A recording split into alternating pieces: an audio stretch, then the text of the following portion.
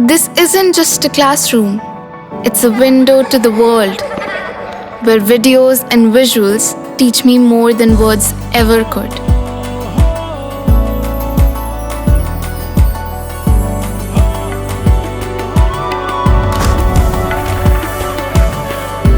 Sinkhania Educational Institute, cultivating knowledge. UP सरकार में एक ऐसे आईएएस अधिकारी की वापसी हुई है जिस पर एक दो नहीं बल्कि भ्रष्टाचार के गंभीर आरोपों की लंबी फहरिस्त है। नाम है अभिषेक प्रकाश। अभिषेक प्रकाश 2006 बैच के दिग्गज वह आईएएस अधिकारी हैं जिन्हें खुद मुख्यमंत्री योगी आदित्यनाथ ने 1 साल पहले भ्रष्टाचार की शिकायत पर सस्पेंड किया था, लेकिन अब एक नाटकीय मोड़ के बाद उनकी बहाली हो गई है। आखिर कैसे अपने बयान से मुकरे एक बिजनेसमैन ने इस हाई प्रोफाइल केस की दिशा बदल दी, आइए जानते हैं इस बहाली के पीछे की पूरी इनसाइड स्टोरी। नमस्कार, आप देख रहे हैं आई इंडिया और मैं हूं आपके साथ निशांत गुप्ता।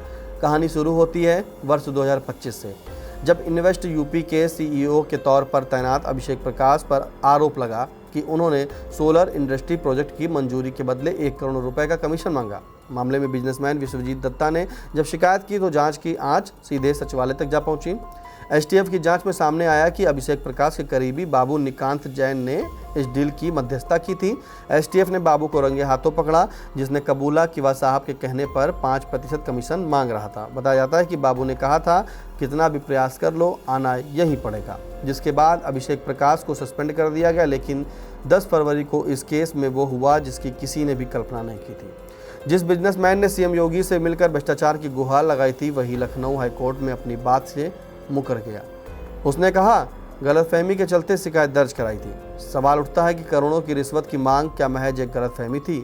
कोर्ट ने मामला रद्द किया और इसी के साथ अभिषेक प्रकाश की बहाली का रास्ता साफ हो गया। सूत्रों की माने तो यूपी के 2 सबसे ताकतवर आईएएस अधिकारियों का संरक्षण आईएएस अधिकारी अभिषेक प्रकाश को हासिल है, जिसके चलते अब उन्हें किसी प्राइम पोस्टिंग पर बिठाने की तैयारी है।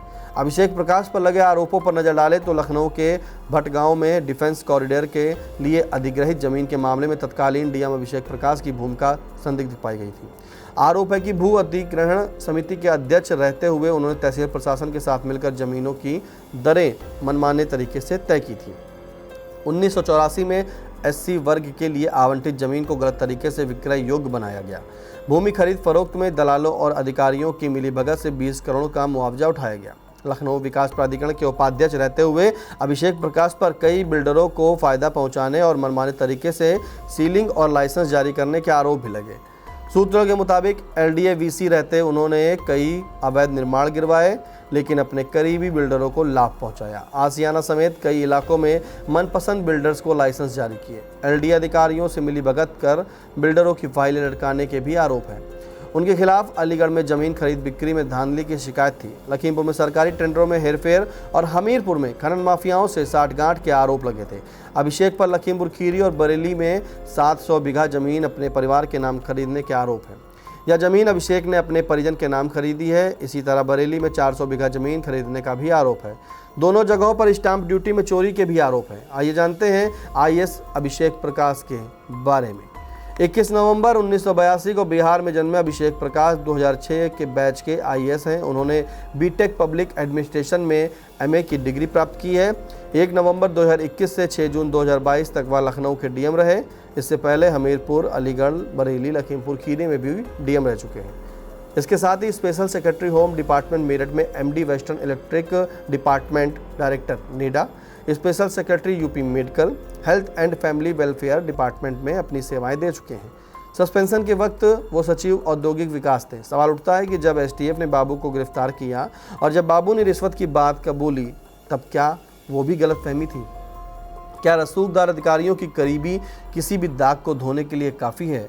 बहरहाल अभिषेक प्रकाश की बहाली ने यूपी के प्रशासनिक गलियारों में हलचल पैदा कर दी है। एक तरफ सीएम योगी का भ्रष्टाचार पर हंटर है तो दूसरी तरफ रसूखदार अफसरों का वो सुरक्षा कवच और जो हर आरोप को तार तार कर देता है।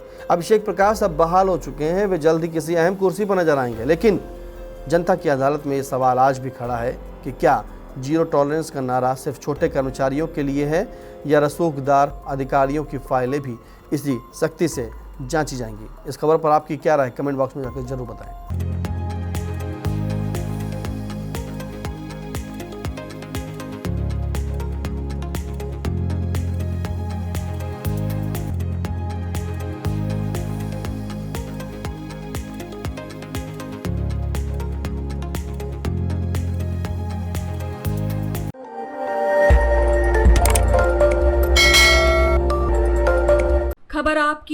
नजर हमारी।